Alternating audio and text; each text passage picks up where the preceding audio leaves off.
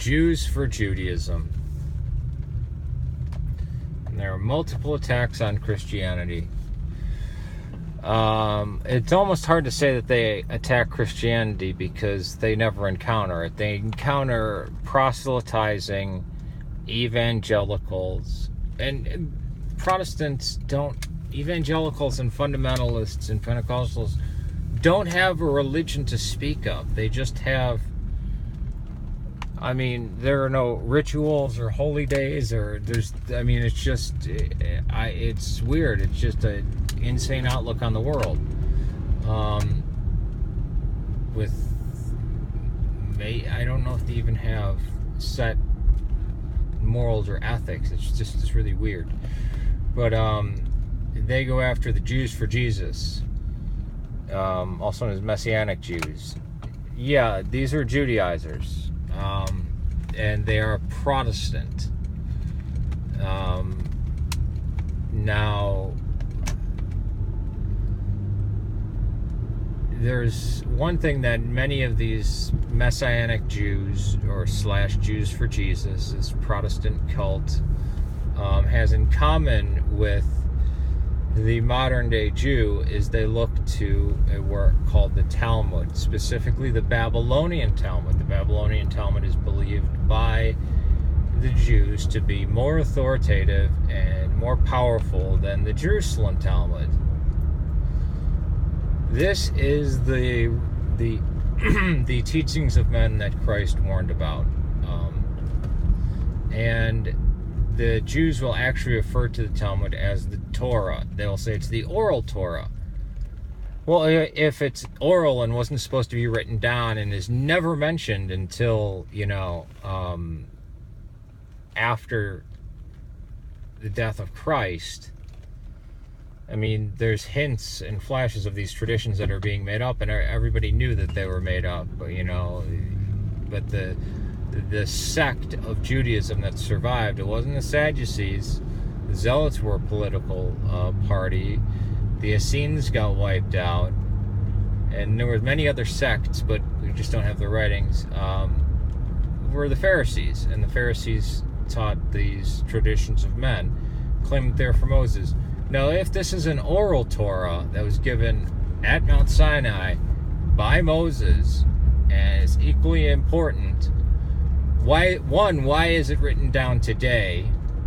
2, why is it expanding? It's just, I'm like an apoplectic, confusion / anger. It's kind of like the Quran, where the Muslims actually don't put the Quran first. They put the Sunnah. They put Sahih al-Bukhari first and interpret the Quran through Sahih al-Bukhari. And the Hadith. The Hadith comes first, and then the Quran is second. Same thing with the Jews. The Tanakh, meaning the Pentateuch, the wisdom books, and the history books, along with the prophets, do not inform your reading of the Talmud. The Talmud informs your reading of the Tanakh. And where do the Jews, where do these Pharisaical Jews get their Torah from? Or their Pentateuch from, I should say.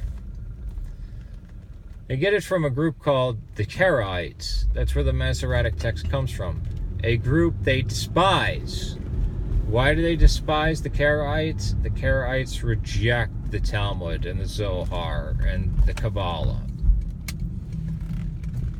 Many try to link them to the Sadducees, but they were probably just a group that said, the group of Pharisees that were like, wait a minute, this is getting way out of hand. We all know this is BS. Why did it remain oral for over 2,000 years or whatever? I don't know when Moses lived, 1,600 years, 1780, around 2,000 years. Why did it remain oral for around 2,000 years? And then people started then some Jews decided to start writing bits and pieces of it down here and there. And then Maimonides comes along, century upon century after Christ, after Muhammad, and then says, okay, here's the criteria of it to be the Messiah. Here's what the Rambam says. You need all these things, and oh yeah, he's not divine, and that's like me saying, yeah, you know what? I don't care how you feel about him, but Trump, he's not president because, the president needs to be 7 feet tall. He has to have been born in Chicago. He's not allowed to have ever been in any capitalism or venture capitalism. He must have brown hair, green eyes, and be able to speak Spanish or French. Be like, well, wait a minute. We already have criteria built into this founding document. I go, no. That founding document, yeah, the written stuff, but there was a whole other oral Constitution, Declaration of Independence. And this is the thing. The Talmud contradicts the Torah so much. It's just a way to get out of practicing, since the temple was destroyed and they made up this arbitrary number, 613 laws. It's a way to get out of practicing any of the commands of God except for the kosher rule, which that's not even correct, because the kosher racket in the United States is ridiculous. There's kosher aluminum foil, for God's sake. So yeah, the Talmud the Talmud is kind of like the Book of Mormon. The Book of Mormon goes against every single thing that Christ, the apostles, and the church preached and taught, to the point of embracing polytheism and the pre-existent soul and all this nonsense, direct,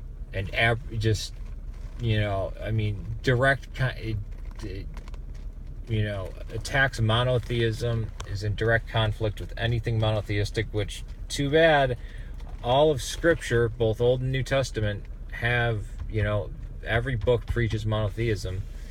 Same thing with the Talmud and the Tanakh, what we call the Old Testament, what the Protestants call the Old Testament, sorry. So, Jews for Judaism, or Torah Jews, why don't you actually be Torah Jews?